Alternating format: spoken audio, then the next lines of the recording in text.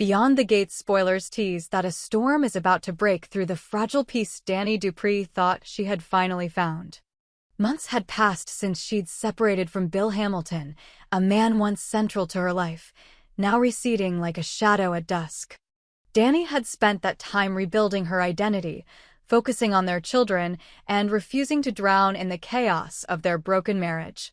She'd adjusted to seeing Bill with his new wife, Haley. Or so she told herself. But the call came anyway.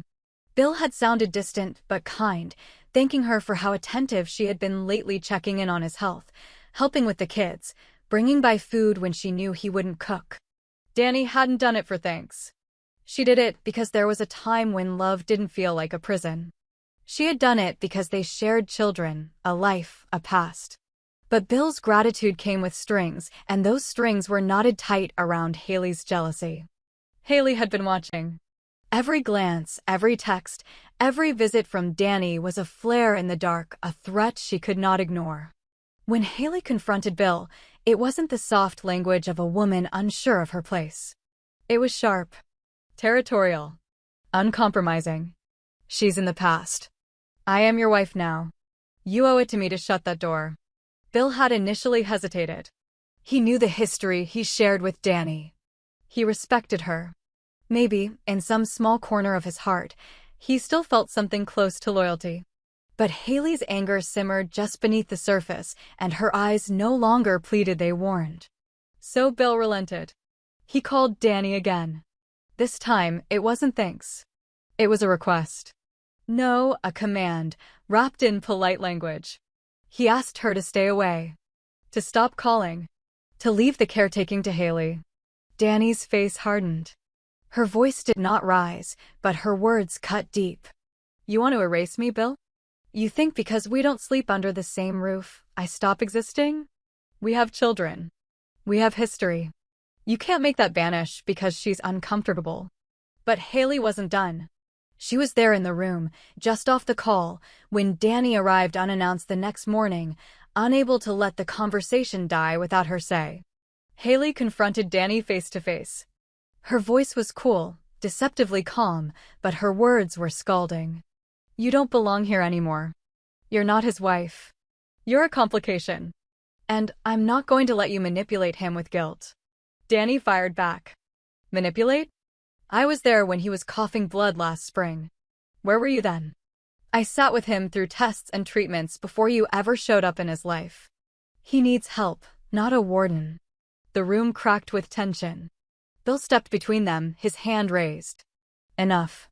Dani, you need to respect my wishes. I won't allow you to ignore what I've asked." That was it. That sentence, simple and firm, snapped something inside Dani. She turned, leaving without another word. Her silence screamed more than anything she could have said. Outside, the sun blazed down on her, indifferent to the drama unraveling behind those suburban walls. Dani didn't cry. She didn't scream. But her mind raced. She remembered the early days of her marriage to Bill, how they'd laughed like idiots over nothing, how he'd reached for her hand in hospital waiting rooms, how they had promised each other forever. And now he was drawing a line like she was a stranger. For days, Dani vanished from her usual routines. No texts. No school pickups. No check-ins. Her world shrank. She walked. She wandered. She drank too much coffee at a diner where no one knew her name. Somewhere between the third refill and her sleepless fourth night, a bitter realization crept in. She had been erased. Not officially. Not with a signature. But emotionally. And worse, Bill had let it happen. Still, something inside her refused to dissolve. Maybe it was the stubborn love she had for her children, or maybe it was the deep-down refusal to let Haley rewrite the script of her life. Dani wasn't done. She reappeared that weekend at a family function for their youngest child's school. Bill was there, looking like a man caught in a trap of his own making. Haley at his side, poised and possessive. Dani didn't approach them directly. She made her presence known instead through the children. Her daughter ran to her, arms flung wide. Her son beamed at her arrival. She knelt to greet them, smiling as if her heart hadn't been bruised just days ago. Bill watched, conflicted. Dani rose slowly, her eyes meeting his, unflinching. He gave the barest nod, a mechanical gesture of recognition. Haley turned away. In the parking lot later, Bill caught her as she buckled their daughter into the car. "Dani," he said, his voice low. "I didn't want it to go this way." "Then why did you let it?" she asked without turning. "Haley's my wife now. And I'm the mother of your kids. That doesn't get voted off the island, Bill." He exhaled, defeated. "Can we figure this out without another war?" Dani turned to face him then. "That depends. Are you going to keep asking me to disappear? Because if that's the plan, it's going to fail." He didn't answer. Instead, he looked toward the schoolyard, where their son waved from a swing. "This isn't just about you and Haley," Dani added. "It's about them. And I won't let anyone, not even you, cut me out." That night, Dani sat at her kitchen table and began writing everything down. Not for revenge. For clarity. For truth. For the record. What had started as a tense request had ignited something deeper. The truth was, Dani had never stopped loving the version of Bill that once loved her without conditions. But that Bill had changed. And now she had to decide whether to fight for the scraps or rise for herself. The fallout was coming. And she wasn't going to be unarmed. Dani didn't show up at Bill's house again for weeks, not even to drop off the kids.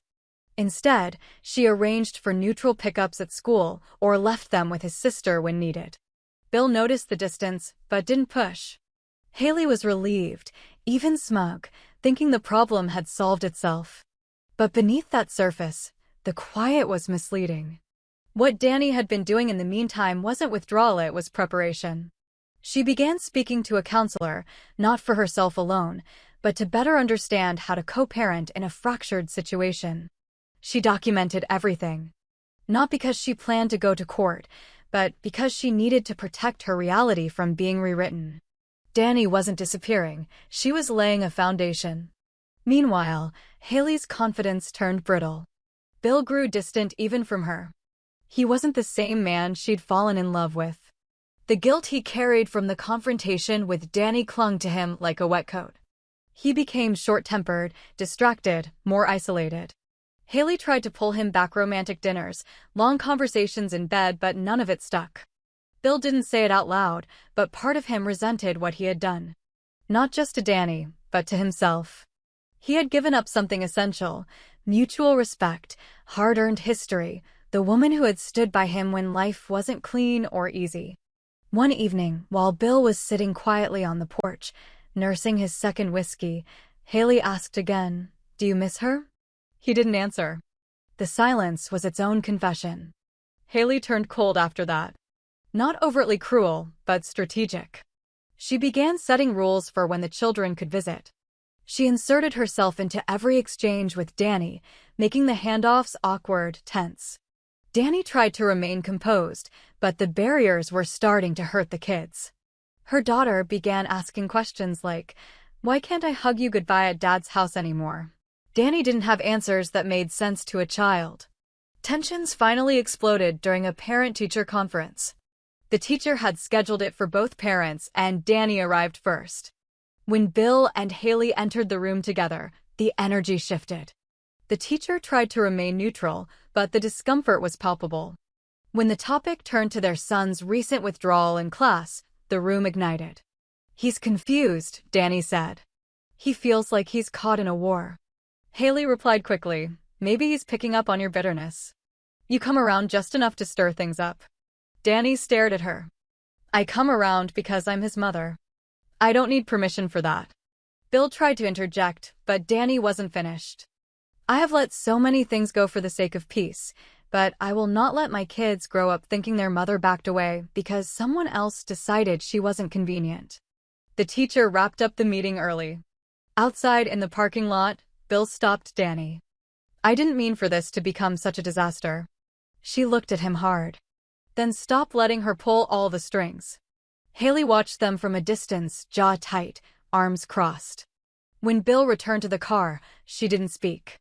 The silence between them was no longer about secrets. It was about damage. Weeks passed. Dani continued to be there for her children, careful not to overstep but refusing to fade away. Then, unexpectedly, Bill showed up at her door. Alone. Pale. Sick again. He had been hiding it. The symptoms had returned. He hadn't told Haley yet. Dani didn't ask why. She simply took him in, sat him down, and helped him through the night. As he lay on her couch, sweating and shaken, he whispered, "I think I made a mistake." Dani covered him with a blanket, her voice low. "You didn't just make a mistake.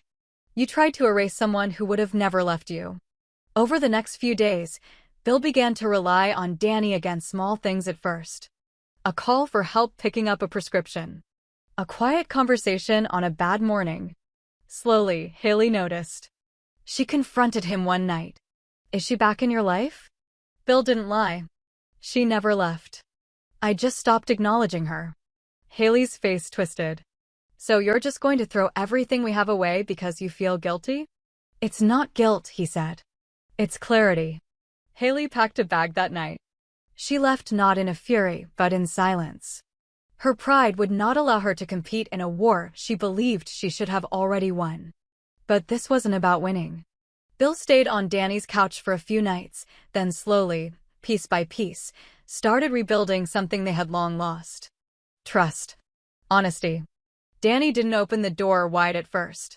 She made it clear she wasn't welcoming back the old dynamic. They were co-parents, yes, but if anything more was to ever come from it, it would be born from truth, not guilt. As Bill's health improved with new treatments, so did his emotional awareness. He apologized deeply and without defense. He admitted to being weak. To letting Haley dictate boundaries that were not hers to draw. To fearing Dani's closeness because it reminded him of everything he failed at. Dani listened. She didn't forgive everything at once. But she didn't close the door either. Months later, a school event brought them all together again. This time, Dani and Bill sat on the same side of the auditorium. Their daughter danced on stage, her eyes finding them both in the crowd. And for the first time in a long while, she smiled without confusion. Outside afterward, Bill said softly, "Thank you for not walking away completely." Dani responded without looking at him. "I never had the luxury of walking away. Not when there were people who still needed me." The truth hung in the air between them. Their past was scorched earth, but new things could grow there. Not the same as before. Maybe not even as lovers. But as something unshakable. Something earned. Haley, now distant, never fully returned.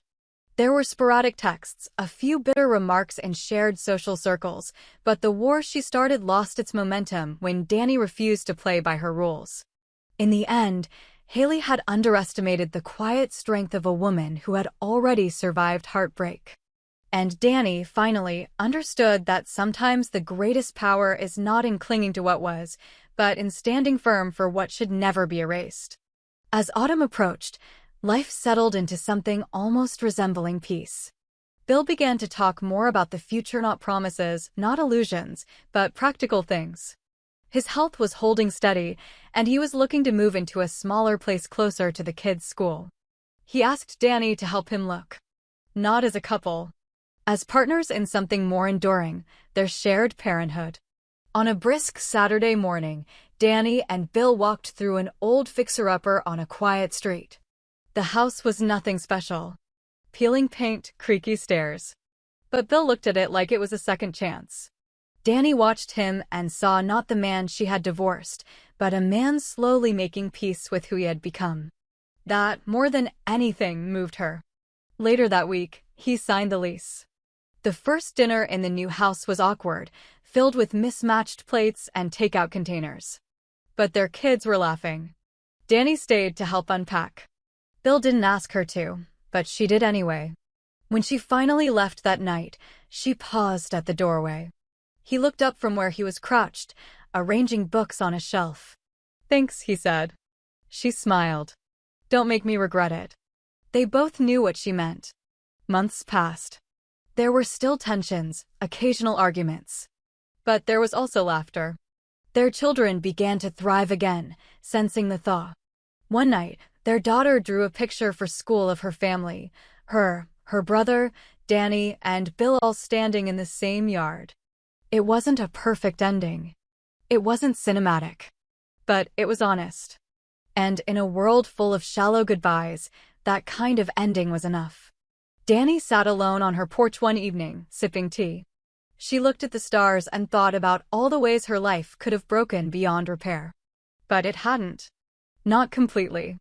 Because she didn't let herself vanish. She stayed visible. She stayed real. And maybe, just maybe, that was the story worth holding on to.